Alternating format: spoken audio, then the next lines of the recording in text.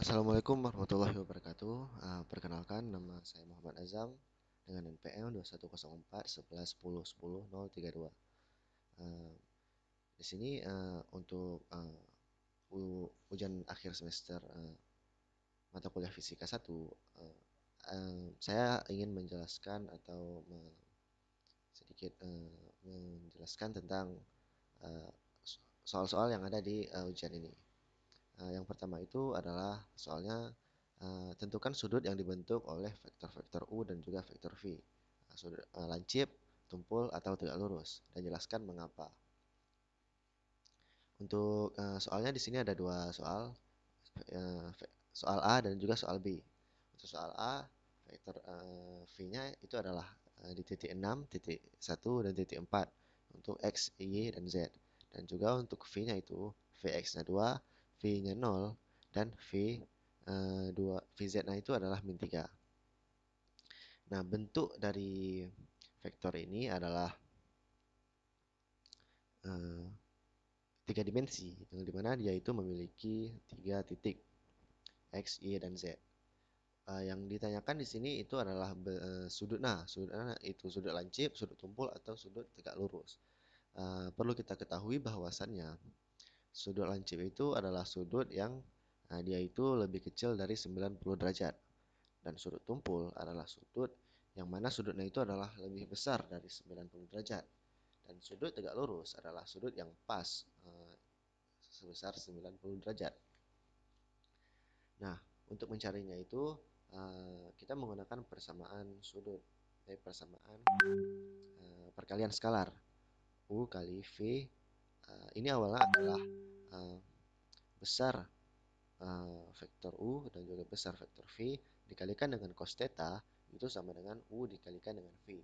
Nah, kita olah untuk mencari cos theta-nya didapatkan persamaan seperti ini. Pertama kita harus cari dulu vektor U dikalikan dengan vektor V itu berapa. Di sini didapat 6 dikali 2 yang mana adalah 12. 1 dikali 0 itu 0 dan 4 dikali min 3 itu adalah min 12. Maka dia dapat yang atas ini itu adalah 0. Dan kita masukkan ke dalam persamaan tadi, cos theta sama dengan 0 per besar vektor U ditambah dengan besar vektor V dikali dengan besar vektor V itu adalah akar dari 53 dikalikan dengan akar dari 13. Yang mana sebenarnya semua bilangan yang pembagian, bilangan pecahan yang atasnya itu 0, maka dia itu adalah 0. Berarti cos theta itu adalah 0. Yang kalau cos theta sama dengan 0 itu sama saja dengan cos 90 derajat. Jadi bisa dikatakan cos theta itu adalah 90 derajat. Nah, 90 derajat itu apa? 90 derajat itu dia itu adalah seperti ini. 90 derajat. Nah, berarti 90 derajat ini adalah sudut siku-siku. Sudut siku-siku adalah sudut tegak lurus. Nah, itu untuk soal yang pertama. Untuk soal yang kedua ini kita punya dua buah benda. Benda A itu beratnya 4 kg, benda B beratnya 6 kg. Ditarik dengan sebuah tali dengan gaya sebesar 40 Newton ke arah benda B dengan sudut 37 derajat. Jika koefisien gesekan kinetis kedua benda tersebut terhadap lantai adalah 0,1, hitunglah A. percepatan gerak benda kedua benda tersebut, B. tegangan tali penghubungnya. Pertama itu kita harus tahu dulu. Kita gambarkan dulu diagramnya. Diagram gaya. Diagram gayanya itu di sini kita punya dua benda A dan B. Kemudian untuk mencari di sini apa saja gaya yang ada? Di sini ada gaya horizontal untuk tarikan Fx. Kan sebelumnya kita tahu bahwa gayanya itu adalah 40 Newton, akan tetapi itu ditarik sebesar 37 derajat dari garis horizontal atau garis Y. Nah, jadi kita dapat Fx-nya itu kita kalikan dengan cos dari sudutnya. Berarti F dikalikan dengan cos 37. Berarti 40 dikalikan dengan 0,8 itu adalah 32 Newton.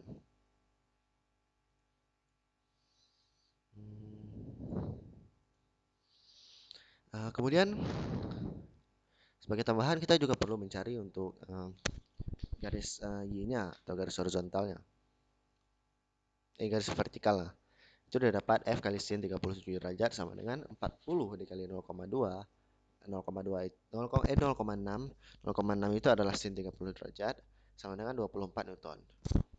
Nah, di mana nanti ini kita pakai? Di sini nanti kita pakai ketika kita mencari gaya normal.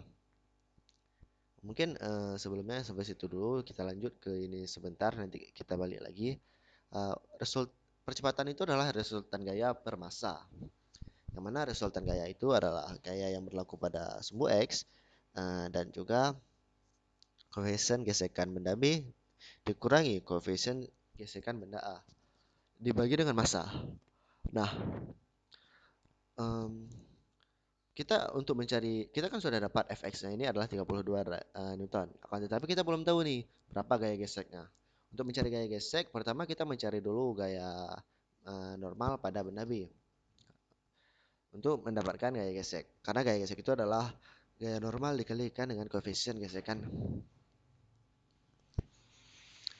Untuk untuk itu kita kan sudah dapat tadi 24 Newton untuk gaya pada sumbu Y. Dan gaya berat itu adalah massa dikalikan dengan gravitasi. Massa benda B adalah 6 kg dikalikan dengan percepatan gravitasi itu adalah 60 Newton. Jadi dia dapat untuk gaya berat itu adalah 60 Newton. Setelah didapat itu kita sudah bisa mencari koefisien, mencari gaya normal. Kita masukkan untuk min Fy yang mana adalah min 24 ditambah dengan gaya normal atau ditambah dengan gaya berat 60 Newton itu adalah 36 Newton. Kemudian kita juga harus mencari gaya gesek benda B. Gaya gesek benda B ini nantinya akan kita masukkan ke dalam resultan gaya F keseluruhan. Kita dapat tadi gaya normal itu adalah 36 derajat, 36 Newton dikalikan dengan koefisien gesekan 0,1 didapat 3,6. Kenapa seperti ini? Itu dikarenakan gaya normal ini adalah gaya yang menahan benda untuk bergerak ke bawah ke arah sumbu Y. Jadi ditambah dengan gaya gesek, ditambah dengan koefisien gesekan, itu akan menahan benda untuk bergerak ke arah kiri dan ke arah kanan. Jadi didapat koefisien gesekan benda B adalah 3,6. Kemudian kita mencari koefisien gesekan benda A. Koefisien gesekan benda A itu sama juga dengan benda B 0,1, akan tetapi gayanya itu adalah sebesar 40 Newton. Jadi gaya gesek pada benda A adalah 40 dikalikan dengan 0,1 didapat 4 Newton.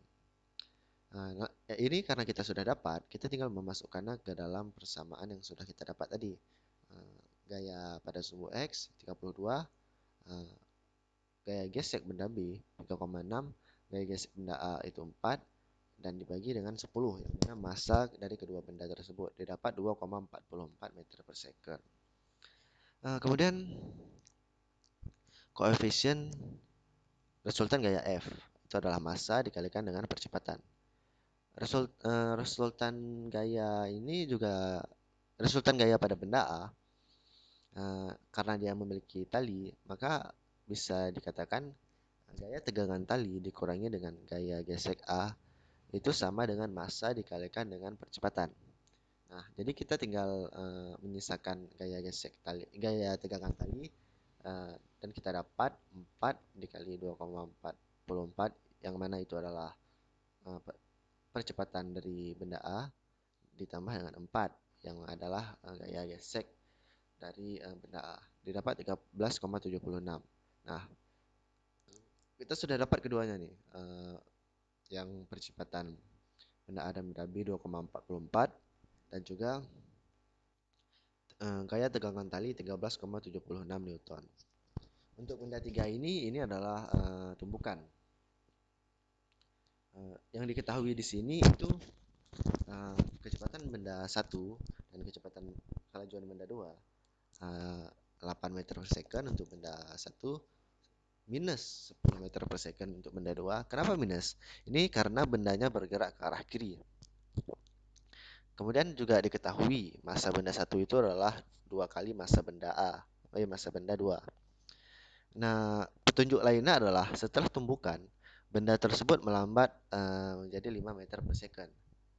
Ingat, yang perlu diketahui di sini itu adalah melambat, bukan memantul. Karena melambat, maka dia arahnya tetap ke arah kiri. Jadi berarti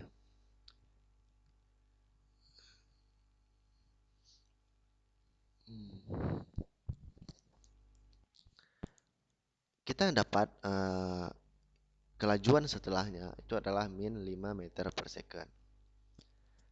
Nah, kemudian dengan memasukkan persamaan kekekalan massa atau momentum, kita dapat kita substitusikan dulu nih. Massa benda 1 yang tadi itu adalah sama dengan 2 kali massa benda 2 dikalikan dengan kelajuan benda 1 ditambah dengan massa benda 2 dikalikan dengan kelajuan benda 2. Itu sama saja dengan 2 kali massa benda 2 yang mana tadi adalah juga massa benda 1 dikalikan dengan kelajuan aksen atau kelajuan setelahnya dari benda 1 ditambah dengan massa benda 2 dikalikan dengan yang kita dapat tadi V2 aksen itu adalah min 5. Nah, di sini sudah kita masukkan dan kemudian V1 aksen ini kan belum diketahui nilainya. Jadi kita sisakan dia dan kita masukkan semua nilai yang sudah punya nilai itu ke sebelah kiri. Dan didapat V1 aksen itu adalah 5,5 meter per second. Mungkin itu saja. Terima kasih.